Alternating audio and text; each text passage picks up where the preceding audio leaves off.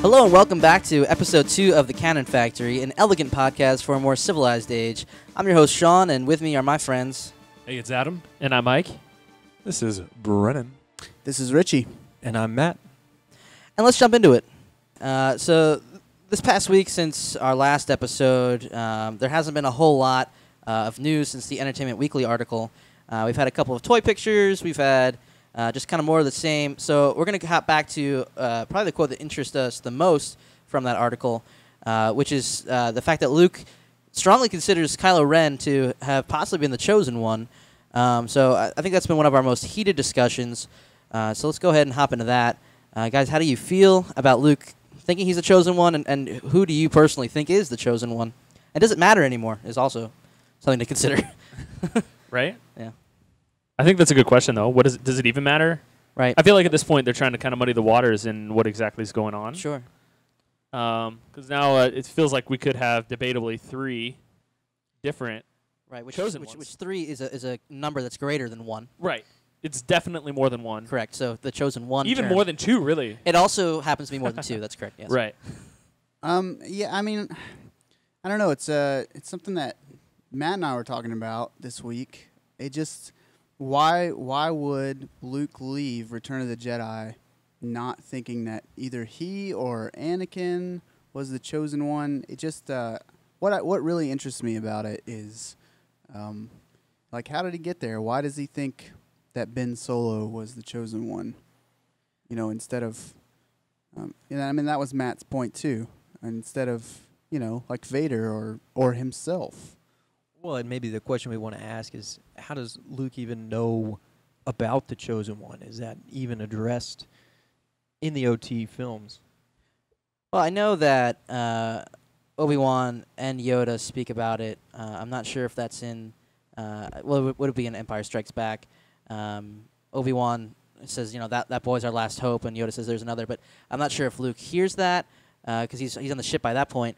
And I'm not sure if there's anything said before that, so that's a good point, Matt. I think it's clear that Luke definitely is kind of the scholar after Return of the Jedi, and he's just trying to find as much history on the Jedi as possible. So, as we've already seen the Chosen One pop up 3 times in these 3 different generations of movies, I'm guessing it probably wouldn't be that hard to pick up on that from any of the other books or things that he's seen throughout his journeys. Where would he find the history, though? Well, I mean, there's just Jedi ruins all across the galaxy. Yeah, and it says in the article that he has been wondering if he's misreading it this whole time. Right. So he definitely has not only a knowledge or a thought that it is currently something that he's misreading, but something that he's been misreading for a while. Sure. Yeah. So if he doesn't have an idea from at the OT, I think it's been at least a good 30 years, either since the past OT. Yeah. 34 years since the end there. So, I mean, I don't know why. I mean, but he definitely. I don't know if, I think we brought it up in the chat this week, the book that he runs his finger over in the trailer. Right. Maybe he was reading it there. I think he definitely. I think there's plenty of areas he could get it, I guess is what I'm saying. So then I think that leads to the next question is, how do we feel about the whole Chosen One theory in the first place? Does everyone like that idea? Do you want to see it in another Star Wars story? That's a good question. Yeah, I mean, we've seen the Chosen One now with Anakin, which I still personally believe that Anakin is the Chosen One, that one who was to bring balance to the Force. We see him come in to a corrupt Jedi Order, arguably as annoying as some people would probably call Anakin in that was prequel trilogy. A lot of times he was right, and he had a valid argument to be frustrated. So to see him kind of come into this corrupt order, bring balance, I think, in a way, to the Jedi, and showing that that's not exactly where they should be. then also destroying the Sith ultimately. I think he's, for me, the chosen one. So I'm not entirely sure why we're going to continue that narrative. Well, I feel like the whole idea of the prequels was to tell the story of the chosen one. Right. Like I feel like that was the entire premise that Lucas was trying to set out. Right. The 6 movies bookend Anakin's story. Right. Exactly. And yeah, I mean, and we started a whole nother trilogy here, and we haven't even had a mention of Anakin outside of what Kylo Ren is talking about his grandfather. Right.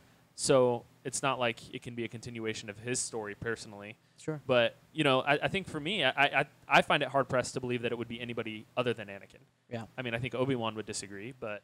Yeah, I mean... would it still be him, though, if it's done through his lineage? Like, since Luke is his son, since Luke is his son, would that still be him being the chosen one? So it's instead of a chosen one person, it's a chosen one family. So the Skywalkers are the chosen ones. Well, Anakin being the chosen one and then fulfilling it through his life and then his son's life. So Brendan, you're saying it's almost like a title that one can pass on. Interesting. So kind of like the one caretaker of the galaxy, the one chosen one. Sure.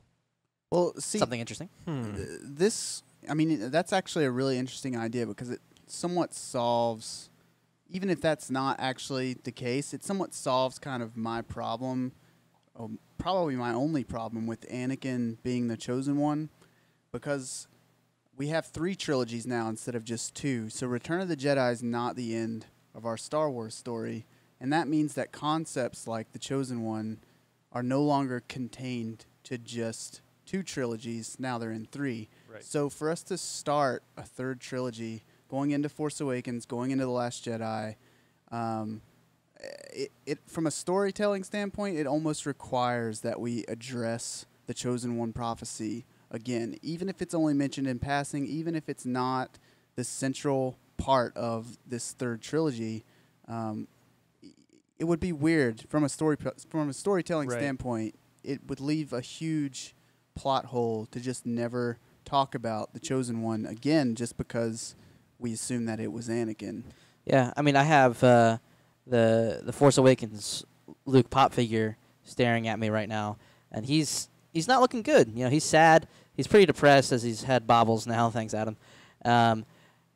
But my point is, there's in that 30-year gap between Return of the Jedi and The Force Awakens, something must have happened other than the fall of the temple to make Luke think that the Force is unbalanced. Right, because he 'cause feels he- the need to train another chosen one. Right, because the prophecy specifically is that the chosen one would bring balance to the Force. So Luke feels that there is an unbalance. So is that Snoke that he's feeling this entire time? Or is there something else happening that there's so many stories that we can tell in that space where Luke feels the need to raise up that next chosen one?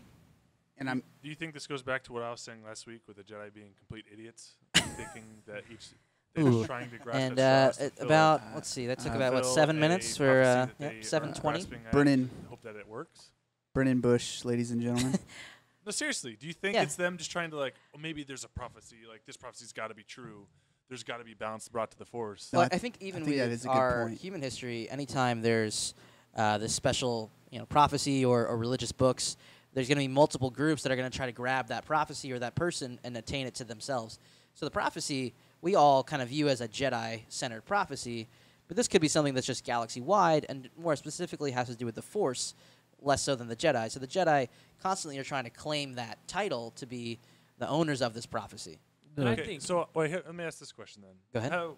I've seen the entirety of Rebels, the animated series, and in that, spoilers if you haven't seen it yet, but in that, when Obi-Wan is confronted by Darth Maul asks him, who are you looking for? Right. And then, is this the chosen one? And Yeah. Obi-Wan says yes. Yeah, is he the So chosen it seems one? like it's more than just the Jedi that believed of the chosen one prophecy. Is that, do you think the Sith also knew it, and that's why Palpatine tried to sway Anakin over? Well, that's what I was going to go into, riffing off of Sean's point. I mean, the Emperor definitely showed a lot of interest in the person that we all thought was the chosen one. So why would that be the case if he also did not have some knowledge of this idea of the prophecy? Yeah, exactly. We have this prophecy that both the Sith and the Jedi claim. So the Emperor arguably knows about the Chosen One prophecy, and a lot of valid theories point to the fact that the Emperor and his master Darth Plagueis possibly might have had a hand in creating Anakin. You know, his father was created by the Force. That's neither here nor there. We don't know if that's true or not. So, but I think the Emperor definitely knows about that prophecy, and he definitely wants him to make the balance with himself. Do you think he passed that off to Darth Maul, or do you think Darth Maul discovered it when he was hiding? I think he probably knew about it, and he knows that, in his opinion, the balance is for the Emperor to die because Darth Maul has been emotionally injured by Sidious, so he wants the Chosen One to take Sidious down. But continuing with that, your point about Darth Maul, with Obi-Wan saying that he is the Chosen One, I think Obi-Wan is saying that Obi-Wan's saying that Luke is the Chosen One. I think Obi-Wan's a little bit biased in the fact that the previous Chosen One, Anakin, was basically his brother that he had chopped 3 limbs off of. So That's a good point. I think if he didn't finish him off, would Sidious have succeeded? I think so. Always got a double tap. Always got to tell it. But I think Obi-Wan and Yoda's opinion of who the Chosen One is going to be biased because they lived through the tragedy that Anakin caused and the elimination of their entire life's work and anyone that they've ever cared about. So they're not going to view him as someone who brings balance to the Force. Yeah, I completely agree. Or, I mean, their entire idea of what balance to the Force means is so foreign, even to our trilogy now. It just seems like, and I would take that back to Luke's idea of the Chosen One. And I think that's something interesting about the new trilogy is that we are so, like, far removed from the original Jedi Order that the Jedi don't even feel like the same thing. And I know that we haven't seen a lot of them yet. There's pretty much only Luke right now. But it's hard to imagine that Luke is even part of the same order that we saw in the prequels, just because it's like so much time, and he's the only one left. Yeah, and I think that we see a very jaded Luke in this Last Jedi trailer. But Adam, you wanted to ask. I just had a simple question about this whole balance discussion. What would a balanced universe be anyway? And that is the question. Yeah, I mean, we in the eyes of the Jedi, obviously, balance of the Force is nothing but light. But Ike, you were going to say something. Well, I was just going back to sure. to book in Rewind what they it. were saying. Sorry, Yeah, I didn't mean to go. No, you're good. It's my fault. Rewinding too far. I think that the problem with what Brennan and what Richie are getting at is, I think that if you essentially say that the original prophecy was wrong or was quote unquote misinterpreted, if you take that too far, you're going to completely undermine the prequels. Sure, yeah. Because that makes these great Jedis, even the Jedi Yoda that trained Luke, you're going to make him look like an idiot.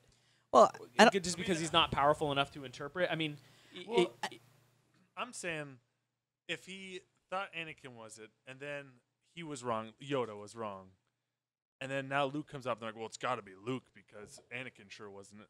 How much credit are we going to give Yoda? Like, I know he's a master, but, like, how much should we take his word at if he's wrong, if he thinks he was wrong in the first place? Well, even Yoda had a teacher, and this prophecy isn't as young as this order that we see in the prequels. It's not something that's just decided.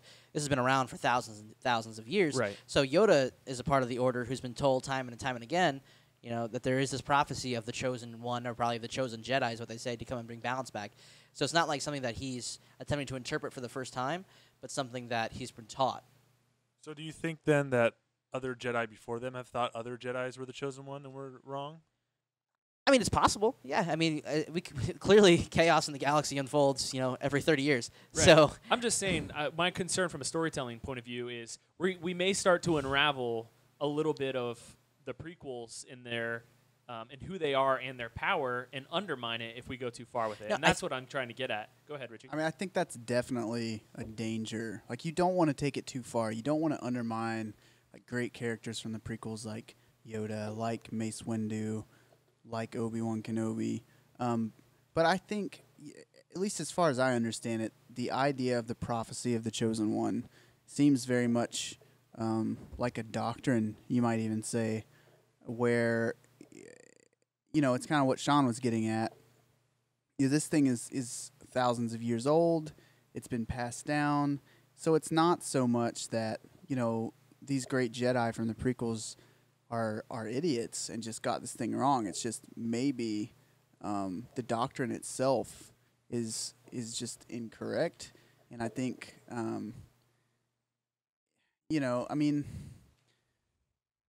there is a danger. There's a danger in rolling back the prequels too far. But I think we've seen hints already that there may be reason to think that. Well, here's the beautiful thing, in my opinion, is it wouldn't be unraveling the prequels to say that the Jedi had the wrong interpretation of the Chosen One, because Anakin still was the Chosen One, and he still fulfilled the prophecy. It just wasn't fulfilled in the way that they thought it would be. So the way that they've been taught and their entire lives to think was that the Jedi would reign supreme, and they would be the only Force users in the galaxy, and that would be balance.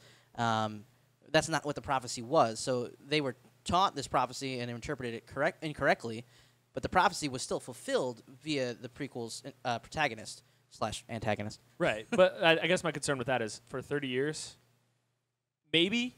I mean, it doesn't even look like it based on what we're hearing here with Luke. Luke, obviously, there was an unbalance pretty quickly because he's been searching for a while. So he brought balance to the Force for unless 5 Luke was minutes. wrong. Well, what did the Aftermath book say? Because I've never read them because I'm still. I would say the status of the Aftermath book. It's such again we kind of backtracked ourselves last week. It's about 12 it was, months. Yeah, it was like maybe a year, Yeah. and there's definitely no balance at the end of it. I would say maybe a little. I mean, it's hard to say. There's not a lot of Force-sensitive characters, so pointing towards the Force specifically, Right. I would say there's not really any clear indication of what it Yeah. is there. Galactically wide, I would say it's still pretty unbalanced at the end, though.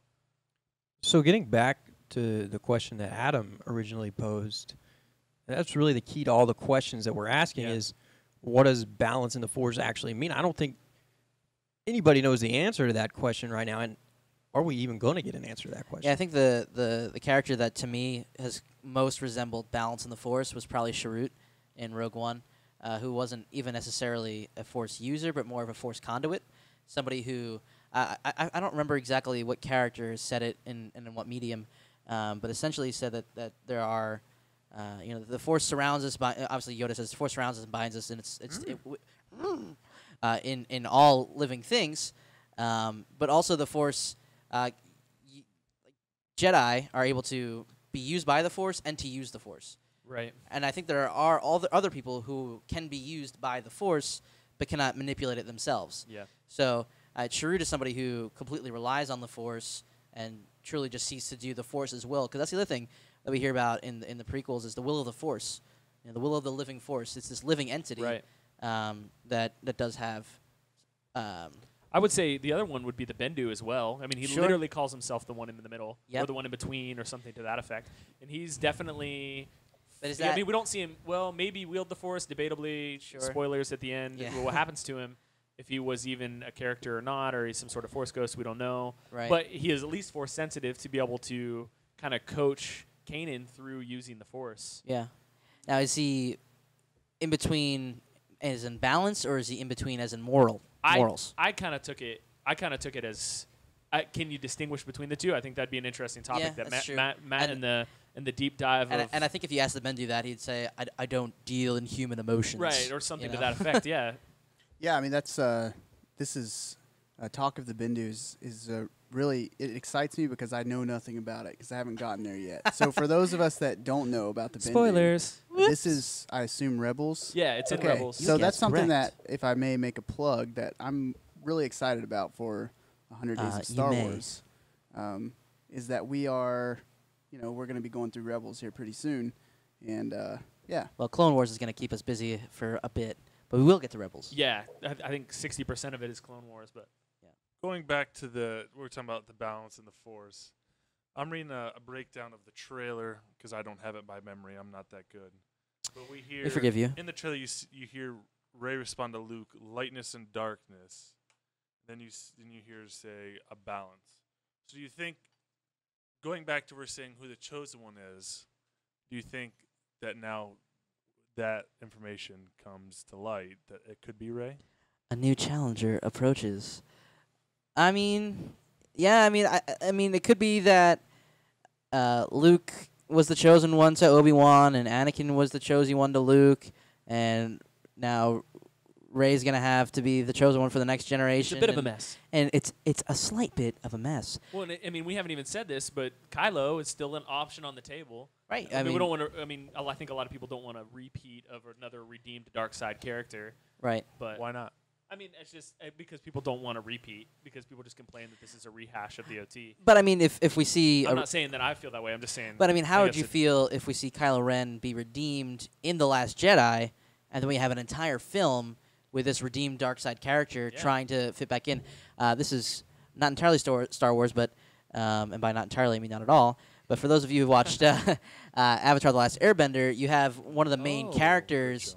One of the main villains in the entire series at the last season come and switch sides. And it's a really interesting dynamic to see somebody who has wronged the heroes again and again, from a narrative standpoint, and then try to join their cause and see that dynamic. I think that'd be interesting to see in the Star Wars world. Well, in the Star Wars world, in the Rebels, you see an Imperial officer switch sides to the Rebels. Right? That as Yep. well. Agent Callus. Hot callus. Can I get one order of Dang. hot Callus? One hot callus, callus. please. Ooh, I would like more than one. Look at that hair. Man, I can't wait. Oof. for this And those season. mutton chops. As long as we get Those mutton as long as we get choppies. one slow-mo shot of him just whipping it back. Ooh. Chills. Goosebumples. But all right, but don't say goose pimples. I don't know I kind of why. mixed it. I said pimples and bumbles, I You think. said goose bumbles. Yeah, same thing. Ike Lacey, the new Dr. Seuss. So I think, like, not to man, Adam says one word, breaks the table over here. Is it even? I'm not sure. Do you break the Star Wars universe if there is balance in the Star Wars universe? right. I mean, that's the thing. If there's balance and there's peace, there's no Cool, movies. No movies. Yeah. Sweet. No merch. No podcast. No lightsabers needed. Yeah, we don't want to see Star Wars where the Jedi always win. It's almost better when they're kind of down and out. But Right. do the Jedi have to win to bring balance? Well, that I think. Ooh. So if Dropping we go bombs. back to the prequel trilogy, why do the Jedi think that the Force is out of balance in the first place? If their whole idea is that when the Force is in balance, they're running the galaxy, are they not running the galaxy in Episode 1? Jar Jar Binks, right? There he is. I love it. Um, I don't know if you'll break the table with that one, but I do appreciate it. it's a valid point. I think we see early on in the prequels, Yoda say, "Clouded my judgment, surrounded by the dark side." So he does say that they may not have that figure of a Sith character that they know exists, but there is this huge dark side presence because of Sidious's power and his reach. And it also didn't help that they, built it on top of a temple. Yeah, I might not want to do that. Going back to tearing down Yoda's character, how do you not know that Palpatine Ooh. was a Sith? Dude was there Good for how many Lord. years? That's a great right point, in front of his man. face? Once again, he was Can we- clouded. His judgment was clouded. He's hanging out with Wookiees too He much. noticed. Yeah, can Yeah, we? He admitted it. He I mean- noticed, but he didn't realize. I mean, think the dude's 5 feet I see from where him. you're going, but I think that whole argument devalues Palpatine because we're talking about That's who true, is that's true. arguably the most powerful Force user that we've ever seen. He was extremely cunning too. Yeah, and this is if we're talking about the most powerful Force user that we've ever seen, and he's a Sith. So magnify manipulation, by 10. I could totally see, and it's not like that doesn't devalue Yoda's character. To me, it just makes Palpatine more powerful. I a good guess point. then, does that then prove that Anakin's the chosen one since he defeated Palpatine? That is mean, my that's- opinion. He was defeated Palpatine with the help of his son. I mean, it did have the help of his son, but at the end of the day, Luke decided that he was not going to strike down Palpatine, so he wasn't going to take him out. And I think that action made him what the Jedi were supposed to be. But I think Anakin's action of taking out Sidious and essentially taking out himself is also balance. Good riddance. I hope you have the time of your life. This So then do you podcast think brought to you by that Green Anakin Day. needed the- do you think then Anakin needed the help of his son to do it? So in a sense, Luke was the chosen one. The Anakin that we see in Return of the Jedi absolutely needed the help of his son. So then, if you're saying that, do you think that Anakin before he turned to the dark side was the chosen one, or do you think Anakin throughout his entire lifetime was a chosen one. I think Anakin took the long journey around into fulfilling his own prophecy of being the chosen one. So he was a chosen one, turned to the dark side, Which, again, ceased being the chosen one. no. And then Luke redeemed him. Then he became the chosen one again. Because the chosen one is not a light side, dark side issue. It's not just the chosen one isn't the Jedi. It's not the Sith. It's what's in between. And I think Anakin, through his entire life, if you take the average, if you find the median in his foresight alignment, it's probably gonna be right around the middle. So then, that being said, do you think the prophecy foretold Anakin killing all the younglings? Like, yeah, man, let's bring balance. Get rid of these kids. I do not think the prophecy foretold that, but I do not think that it negates him from being the chosen one. I also don't think all of his actions were like, I'm doing this because I'm the chosen one. No, he He's did them. He's a little blinded by his rage and anger there. You know, but that's what I'm getting at when you bring up that specifically. Like, oh, yeah, let me kill these younglings because I'm the chosen one. I don't think he was thinking through it like that. I don't think he was really thinking at all. You don't think pride played a little bit into this, into his fall? Well, yeah, I wouldn't disagree. I'm just saying chosen one. I don't think that he necessarily made every decision because of that, is what I'm getting at. Because he seemed pretty blinded pretty much by anything except for saving Padme. That was the only thing that he was on Yeah, his the mind. only motivations behind anything he did was trying to stop him from himself I think it killing does fit her, his essentially. character, though. What you're saying, I think, does fit his character, having that pride. I mean, because we see him try to take down my boy Obi. How well that turned out for him. So Yeah, and just I wish those of you at home could have just seen the look on Ike's face when Brennan called Luke a quote priceless. I'm I hoping get like a rock eyebrow over I'm here. hoping we have some R2 noises over these fallow words that we have spouting out of Brennan's orifice in his face. hey, I'm just telling you how I see it, guys. I'm trying to be raw. You know, maybe we need someone to be the balance in this conversation. Ooh, and with that note, You're supposed to flip it back and say it backwards so that it seems like it has more impact. ooh, I can't make that joke twice in a row. That will be a feature on episode 3. Coming soon, episode 3. Episode 3, The Return of John F. Kennedy. The Last Jedi.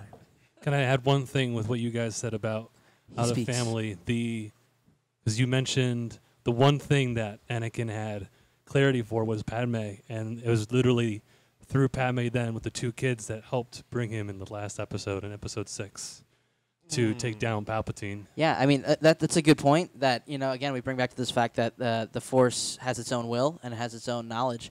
So you could say that Anakin was to be the chosen one, and the Force saw that, given his surroundings, he wasn't on the path to fulfill that. So the Force said, you know what? We're going to need some kids, and they're going to need to come from the chosen one, and this is how it's going to go. Because Padme never knew the entire... Here's the other thing. Technology is pretty darn good in the Star Wars universe. And I would think that Padme, being a senator, is going to the top doctors in all of Coruscant or wherever she is. She never knows she's having twins until they're born. She only picked out one name. At least from what I understand, is she... Maybe she's one of those like all natural. That's where I was true. going. Call I the was going to midwife. make that comment, and I decided not to. But since you went there, let's go there. Right? I mean, it could be. Yeah, I don't know. Padme kind of strikes me as one of those I don't want to know, or maybe I'm going to stop talking before I get in trouble. I mean, we see when she's giving birth, she's obviously not using an epidural. She's in a lot of pain. Yeah, good point. But I mean, that could be the fact. The that real her, burning topics answered here at the Canon that could be Factory. the point that her husband tried to kill her. You know, that could be part of that. She Or it had a was rough day. unexpected. She had a rough. And we can get labor. into another Breaking my heart. another popular theory out there is did Padme actually die of sadness, or did she have the life suctioned out of her by good old Palpatine? Kind of referring to his tale of Darth Plagueis the Wise, saying he had the power to stop those he cared about from dying, and the Emperor cares a bit about Anakin in a selfish way, and he uses the dark side of the Force to kind of take those living midichlorians out of Padme and into her good old lover boy. Yeah, I mean, it could be that when Anakin is told the tragedy of Darth Plagueis the Wise, that he left out the detail that to keep someone else alive, someone else has to die. Right. Because he does say that he doesn't. The Emperor Palpatine doesn't say that he has the ability to basically create new midichlorians. He said they found a way to manipulate the midichlorians into a way of creating life. Right. We don't know how that was that he was Right, we able don't to know keep that. those from dying. Right, but not himself because he couldn't Which would make sense. Which would make sense because if he's dying, it would be pretty Right. darn hard to. For some reason, I have this feeling, though, that was disproven by something. I don't know where I heard Um, that. I do not believe that to be the case. I think it's proven that it's not canon because it wasn't said and Right. it wasn't seen until a story's told. It's not canon. But I don't think it was said to be not true. It's not true, So It's not. right? one more question about this: does this whole chosen one thing break our Canon Factory rule about I didn't know we had rules. mothers They're being crap. able to understand what's going on? And I mean, like, I mean, this and is, that's probably the reason why it's not Oh. explained. I mean, this is on the side of wild speculation. Most of our talk so far, which we try to steer away. I don't know about wild, but I'd say popular in our opinion on it. Yeah, I mean, so just for those of you at home, we kind of have a rule. Or on the road, you here. could be listening to this in your car. Yeah, you never know. But we kind of have a rule that any theory that we might have about what's going on in the Star Wars universe, if it can't be explained to our moms, My Speci- mom. specifically- No, no, my mom. specifically Ike's mom. specifically yeah. Ike's mom, then it's Kim. probably not a very good theory. And we say that because a lot of these theories. Take for instance, I'll just take shots at a popular one out there right now, but that Snoke is Darth Plagueis. While a very interesting theory for Star Wars fans who are versed in the lore, like my mom doesn't know who Darth Plagueis is. And only if you really pay attention in Episode 3 would you even know who he is. So I think that one wouldn't be entirely hard to explain, but it's also entirely false, so it doesn't matter. yeah, but I mean it would require. We would inquire watching the movies, yeah. Yeah, it would require a lot of. Sorry, Richie, I don't mean to stomp on your toes. Yeah, I just. I do. I don't know. It would require like a question and answer session to Yeah. the It audience. would require a Wikipedia article to exactly. explain it, or a whole entire novel worth of book. Or not? That's a little bit of an exaggeration. The Canon Factory, the fair novel, coming to you in the stores yeah, near you. Amazon. in Amazon. 2000 years know what Canon theory Factory. wouldn't require Coming a long thesis? today. Yesterday. Luke turning into a Force Griffin. Just saying. Once again, Brennan brings valuable information to our podcast. I'm just saying, it was in Clone Wars. It's possible. Before we fall deeper off the deep end of which we already currently You'll see. reside, You all see. before I see Luke as a Force Griffin, let's go ahead and move on to our next segment. Probably the thing that Star Wars fans want the most currently, unless you're Matt Robinson, is a new trailer for The Last Jedi.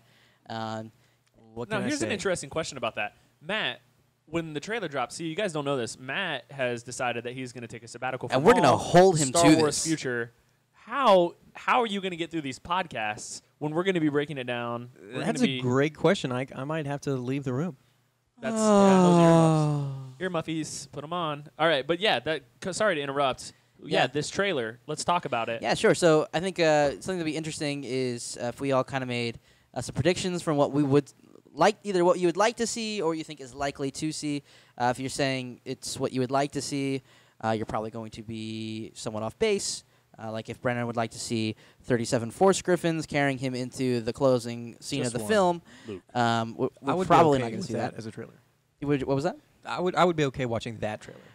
You'd be okay watching that trailer? Yeah, 37 Yeah, Force I would Griffins. probably, I'd probably pay for that movie if I I'd were probably be honest. pretty pissed. Maybe I'll just be the only one that's not being ironic right now. But yeah, so let's start with Mr. Talkie Talkington over there, Mr. Brennan Bush. What is something that you would on a you know what? And I'm not here to judge. If on a more serious note you would like to see that Force Griffin, go ahead. You can talk about that. Say your piece.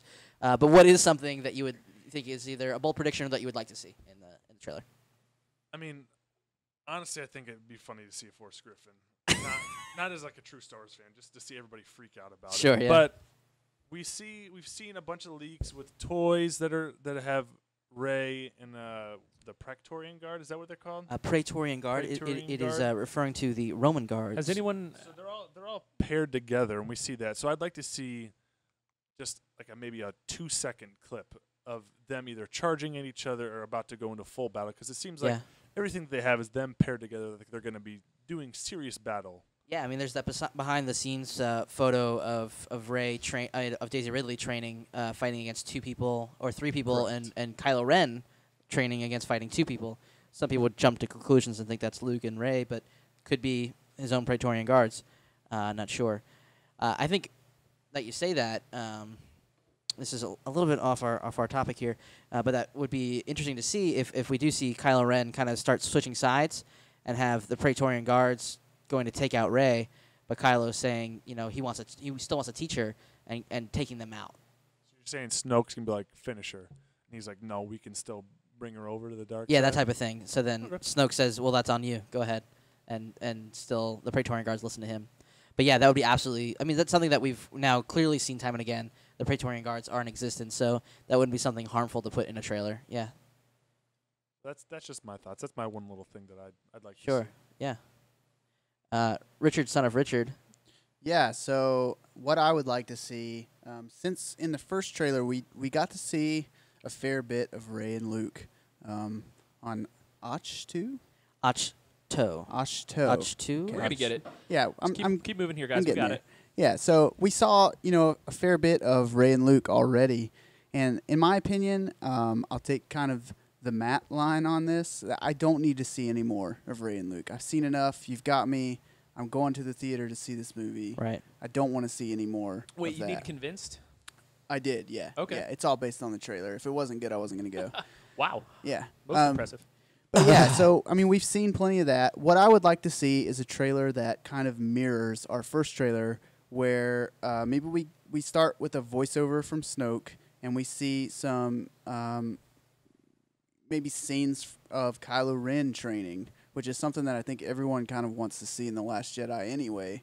We want to see some dark side training going on. Yeah, absolutely. Just kind of... So Yeah. that's a cool thought to just completely mirror it. So instead of Luke voicing over, you have Snoke. Yeah, and then, you get to the end of the trailer, and maybe we just get a glimpse of Snoke. So you're just hearing his voice through the beginning, and you're seeing, like, images, maybe some of the Praetorian Guards, like Brennan was talking about, maybe some of Kylo training. A little bit of Hux. A little bit of Hux.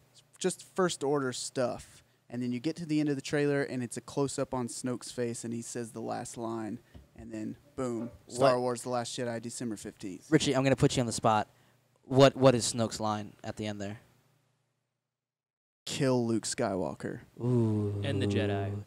It's time for the Jedi to end. Ooh, that would be really interesting if Right. he It just was the says same line thing. as Yeah. Luke. I actually like that. Now here's a question that stems off of what Richie mentioned. How long do you think Hux is going to last? Do you think he's going to make it through this movie? Because, I mean, Imperial generals, they don't seem to last very long. That's a good point. But I do... well... The good thing Hux is a first order general. It's also Yeah, true. yeah. For First Order General Hux, I think he'll stick around. And we saw Phasma come back, even though... Yeah, Phasma's still around. I think that unless... I don't think I've seen any new First Order higher-ups been casted. And that could be just something that we're missing. But didn't run it by you at all? no, well, usually I have meetings with them on Wednesdays, but I did have to step out this week. So, yeah. I think Hux dies in episode 9. Ooh, you've heard it here first. I think he goes down with his ship. He's a captain through and through. 9 or 8? I will go down. Yep. TLJ or the last one. So 9. 9 or I last think In 9, 9. right? Yeah, in 9 9. I In think 9. Hux dies. He's going to go out fighting, but Yeah. Hux is gone. He's lost cause. Sure. Yeah, I don't see Hux dying in this film because our opening climax is at the current Resistance base, and it seems like the closing climax is going to be on the planet Crate, where there was an old rebellion base. Doesn't sound like a place that the First Order would be, so I'm not sure if the entire movie the Resistance is under attack, because if they're at Crate again and we see the walkers kind of coming at those speeders on Crate, what's the end game they're going to be? Because their location's known. Are we going to end it again, like in TFA, where we see the First Order knows the Resistance location going into the next film? Is it going to be the same thing again? How long did Tarkin last? Just the first one, just in Episode 4. Yeah, He went down with the Death see you Star. later. So, I mean, we saw Hux So long, barely Governor. survive the first one with Kylo. Yeah, he was a... See, that's the thing. Is Hux a soldier through and through, Richie? Because he seemed to have a pretty good ship in Starkiller Base, and that thing started crumbling. He did not think twice about ditching his crew and leaving. That actually is a good point. So he's a little bit of a bitch. I I would also say like what's going on with his dad, right? Like I don't, yeah. I think that also would draw some allegiance issues. He doesn't seem to have a good relationship with the relationship with his dad. Hux's dad. wait, Well, so- Hux's dad's long gone yeah, at it's this Hux- point. Right, but that's what I'm saying. But going into it, right? Like So- like that's his tie and it's his dad, Right. who he didn't have a good relationship with. Well, he didn't have a good Who's his relationship with dad? him. His dad was. So I'm Yeah, so his Okay, dad this is. is the aftermath guy. book. This is Yes, this is aftermath in the book. aftermath. We learned that Hux's father, Armitage Hux, is current Hux, and his father.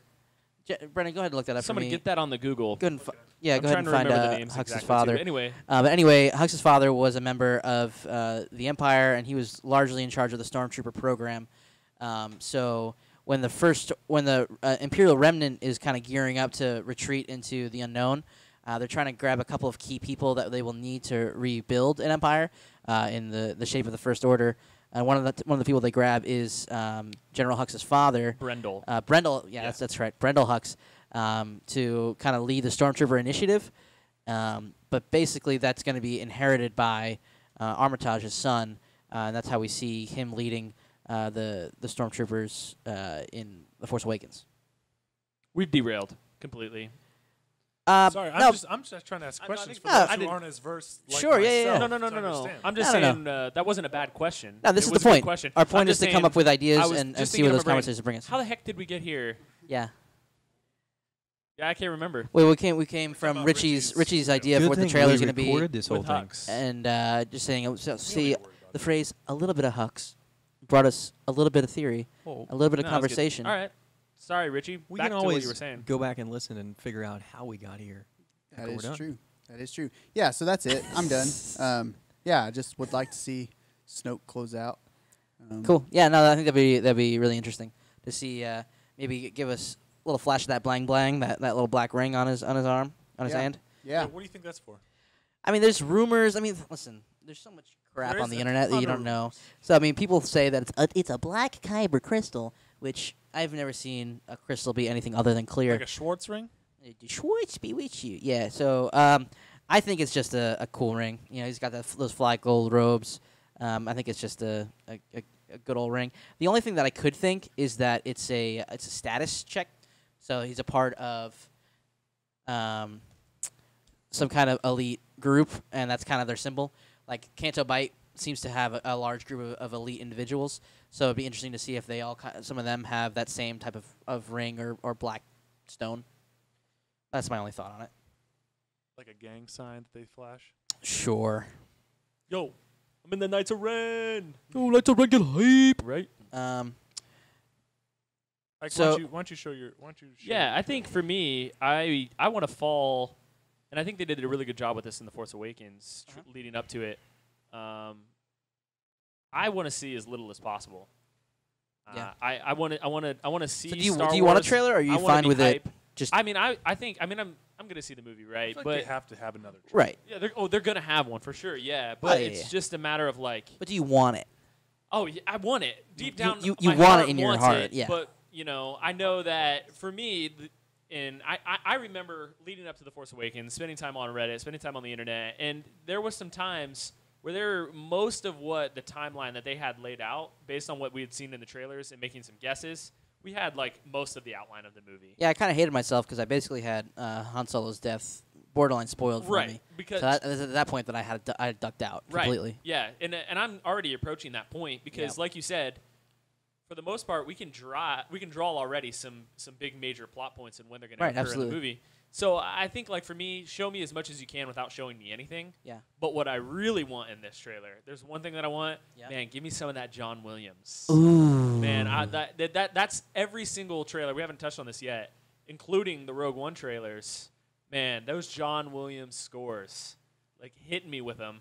Or, you know, I mean, I know John Williams didn't do Rogue One, but those Right. Yeah. those music, man, like just really jerking at my heartstrings, bringing up those emotions of, you know, the originals, the OTs. When we heard that Leia and Han theme while the Oh, Falcon yeah. came around the Oh, it corner, was I so still get great. chills from that, man. Oh, It's dude, great. Yeah, it's chills. You know, so Yeah, that's what I want. it's another chance to see beautiful cinematography. Yeah, some good cinematography, some really good John Williams scores, and I'm in 100%. You know, so to me, I want those heartstrings jerked at, and how they're gonna do that is a good song and maybe a little bit of fan service one-liner like Chewie, we're home. Yeah, what's the Chewie we're home Yeah, line? exactly. What's the Chewie, we're home line? So, that's kind of where I am. I'm cool with just like some, and Brendan brought this up, like some cool 1 or 2 second shots of like just cool stuff.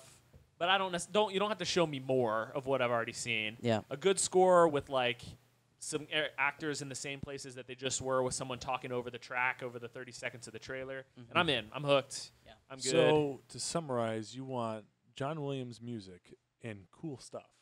Yeah. I mean, is that not the perfect summary of But a I Star feel Wars like- fan? Yeah, that is Isn't Star that what Wars, we all right? want? Super detailed. Right. Well, like I just don't want showed more than that much more than I already have, because I don't want any more of the plot spoiled that I don't have to. So for me, John Williams score, a few more things, small things, and I'm in. I'm good, 100%. All right, Matt. Matt, what you got? All right, well, Since you're not everyone gonna watch it sitting in together. this room already knows that I would be completely okay if they didn't even come out with another trailer. So I'm going to say that my ideal trailer would just be the Star Wars title page with the theme music, and then coming to theaters, whatever the day. Maybe just like some. You see the stars, and in the background, you just kind of hear some heavy breathing.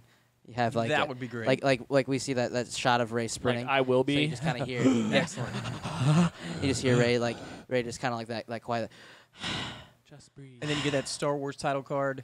You get You're the welcome theme for all music. all your listeners out there It's for that done. December breathing in your ear. 15th. That would be the biggest tease ever. I think everybody would be pissed off though. Like Star Wars. Matt like, wouldn't. "Oh, get Proven ready, wrong, you Brendan. imagine." Everyone would not be pissed because I'm Matt would real not. trailer. They would get marketing 3 months so from much this. from the market. That's like, why I so want much them to marketing. do Oh, the articles written. Oh, the juicy articles. The podcast we would make. Oh, the hour-long podcast about the stars that are in it. Oh, just what, talking about the what does the positioning of breathing mean? The vistas. But The what vistas. the frequency There were of three- the breathing? There were 3 breaths.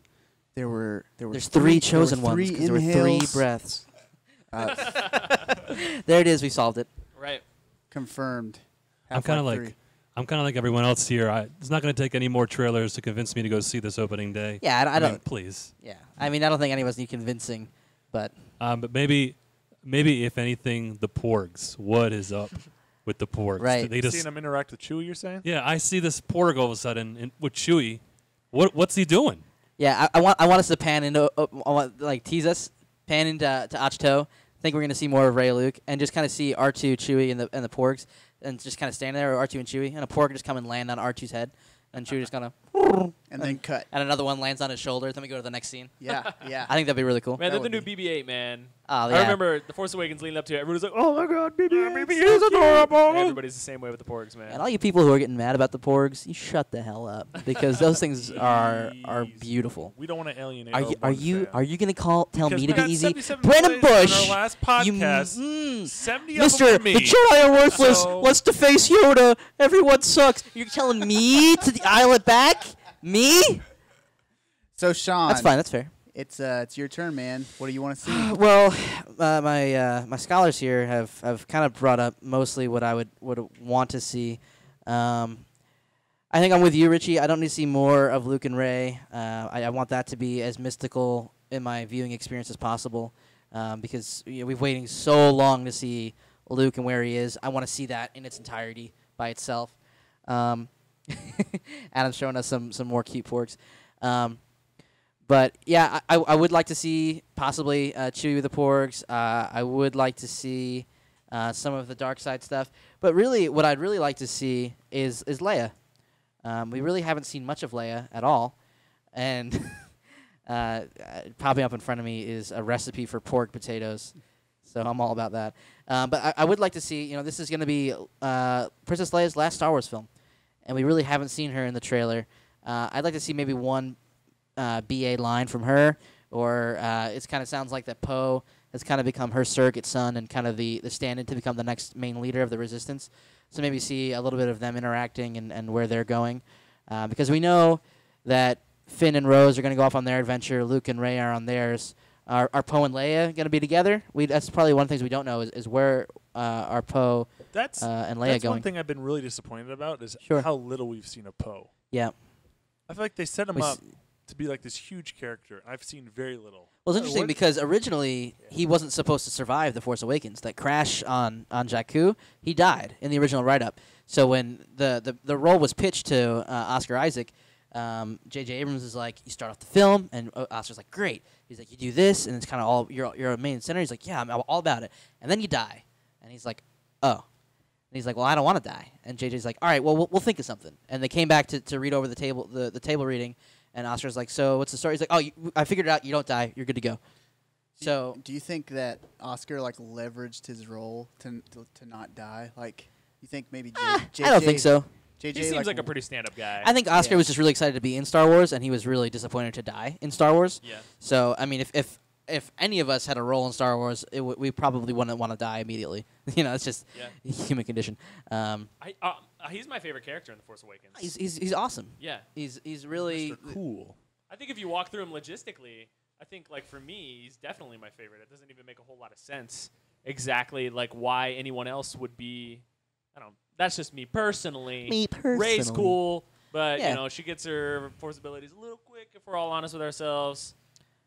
Well, Poe is awesome and pretty much BA the entire time. Yeah, I mean, I think Finn just runs from everything. I mean, That's the end of the story. I think we all wanted Finn's personality to be that of Poe's, which the cool, calm, collected, got it all together, Mr. Right. Suave. Right. Yeah, I think it seems like Rey is very much taking that Luke role, and Finn is very much taking that Han role, and Poe, it seems like he's taking maybe the Leia role, or maybe he's kind of carving out his own path.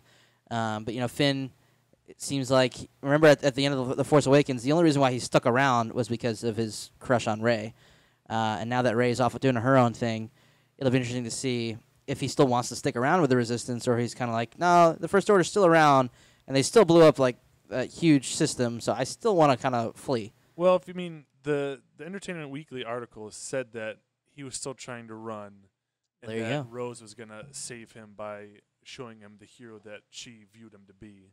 Okay. So that he was actually going to be the big guy or Mr. Big Shot that he said he was in the first one. Quote, big deal. Whatever. Yeah, so that's probably what I want to see, a little bit of what's going on with the Resistance, because we can talk crap about how probably most of us weren't thrilled with the amount of politics in the prequels. But I think loved it. I really did. you did, honestly. Yeah, I did. Yeah. That's what I loved about the Clone Wars animated series, was how much politics was in it. Yeah, I as an adult now looking back, I really don't mind it. As a kid, I didn't really understand it, but there was explosions, so I didn't care.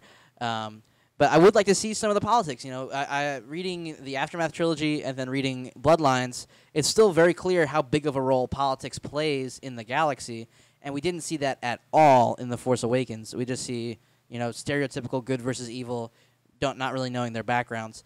Bloodlines, the novel, I really suggest you guys all go out and read. Really goes into depth about really the political origins of the First Order, and starting to see the shortcomings of the New Republic, and how it's really still it never really took on. We don't really see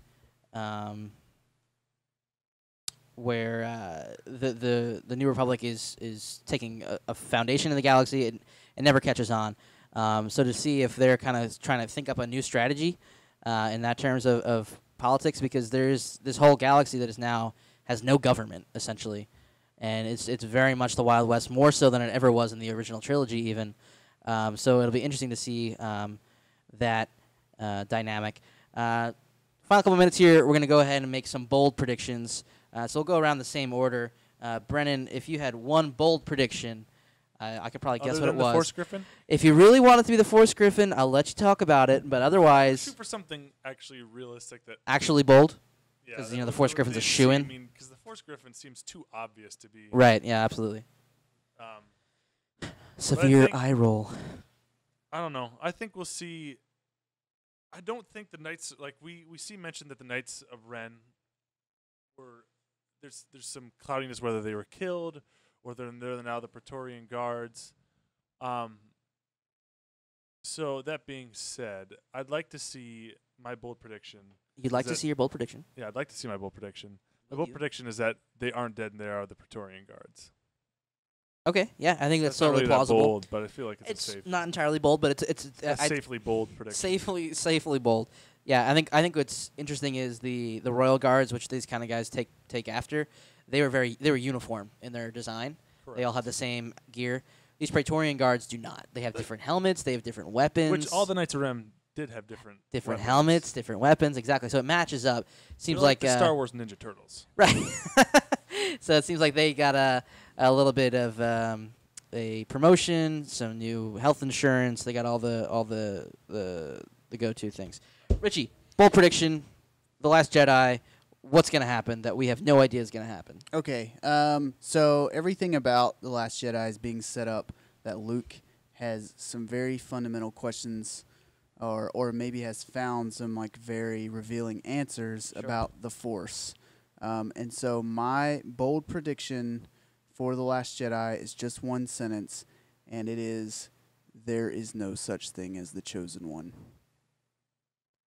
You've heard it here first. Wowzers. Wow. Drop No, some that- mic. Can I that's- just that's say, pretty good. if I ever heard a phrase that represented clicking bold on Microsoft Word, I think that was it. Control B.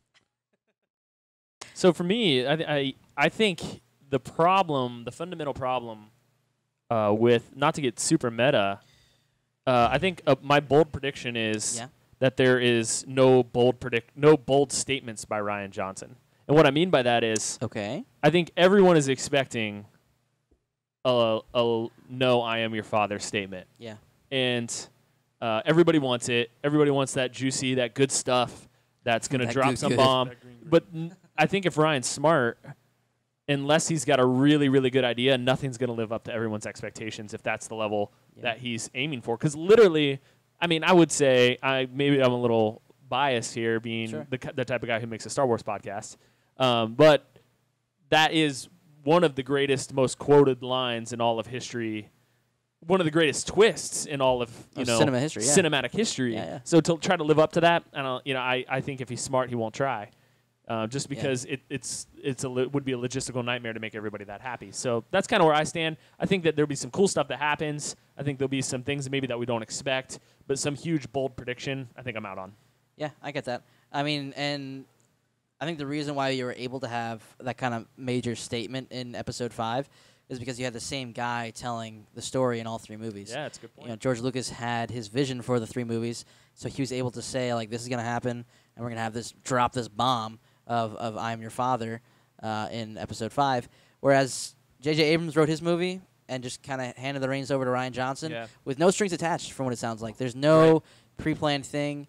I bet you right That's what now, it's looking like. Colin Trevorrow is probably seeing some of The Last Jedi right now and trying to think of how his story's going to look. And Ryan's going to be there to advise and answer questions if he has them. But it's Colin's story to tell, and this is going to be Ryan's story to tell. Yep. So this movie is going to be self-sufficient. It's like, very much like Rogue One. You could watch that by itself and understand Right. what's happening. It's going to be the same thing with this film. I agree. You're going to be able to watch it from start to finish and not be lost with any of the details. Yeah, I was just going to say that's kind of when the six of us first started getting together and talking Star Wars, that was kind of a bomb that was dropped on us that we found out that this trilogy is being written different from others. And so, yeah, it kind of really threw a wrench in everyone's favorite Snoke theory, at least. But, All of my theories, Yeah. I've realized, are pointless. yeah, but I'm into it. I'm behind it. I trust Ryan.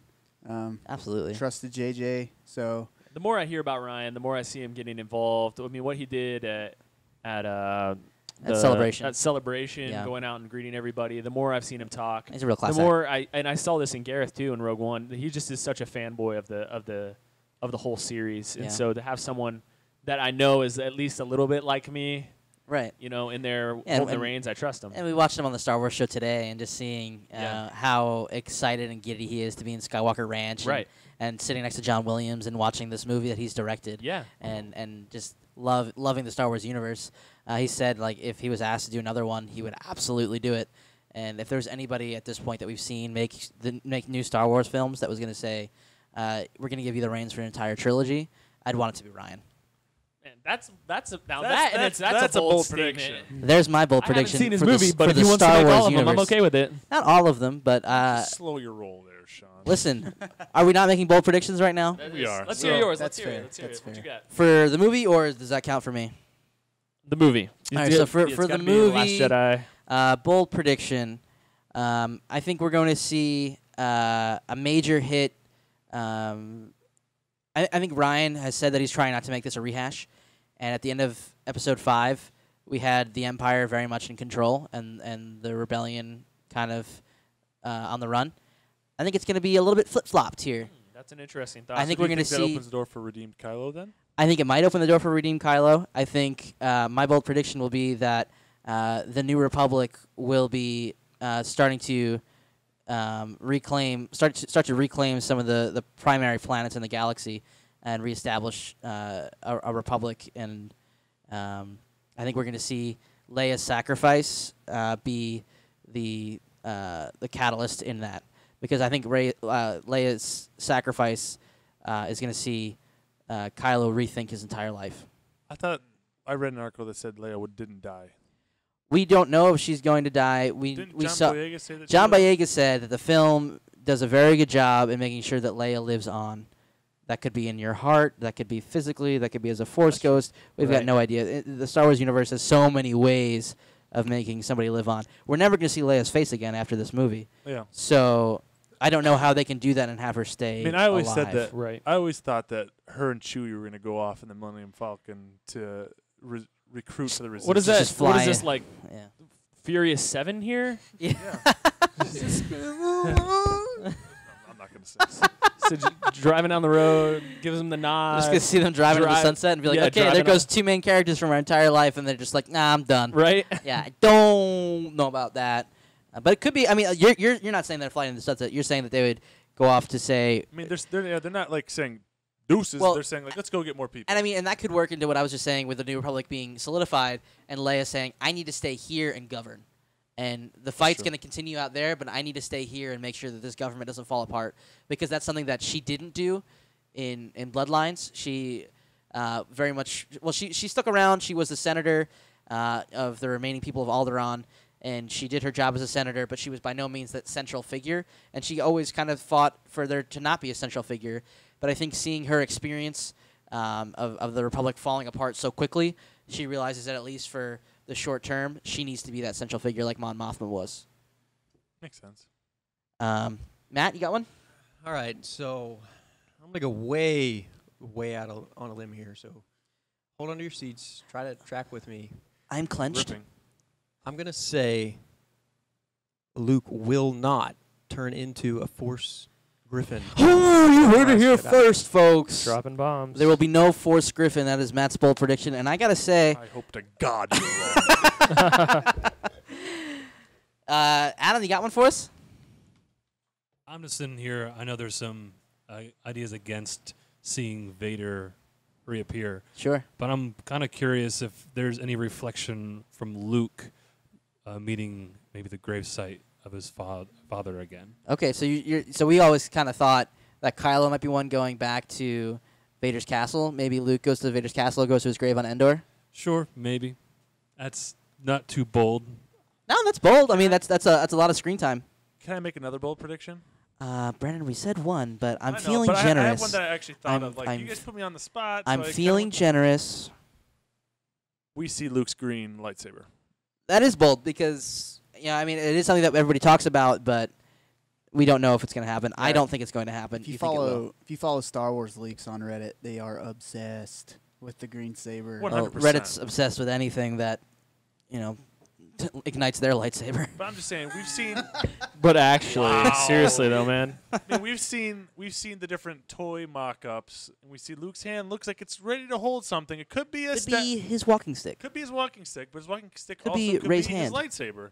Could be. We saw Maul's walking stick turn lightsaber. And that's a good point. That's something that I thought about as well. I'm Like, just saying. No, it's a good point. It's a bold prediction. Absolutely. really. I wanted to say real fast, just Yeah. going back to John Boyega's statement about Leia. I feel like every one of the cast have like so much tact when they do these interviews. It's almost like it was planned. It's really impressive. Yeah, like it's almost like there was a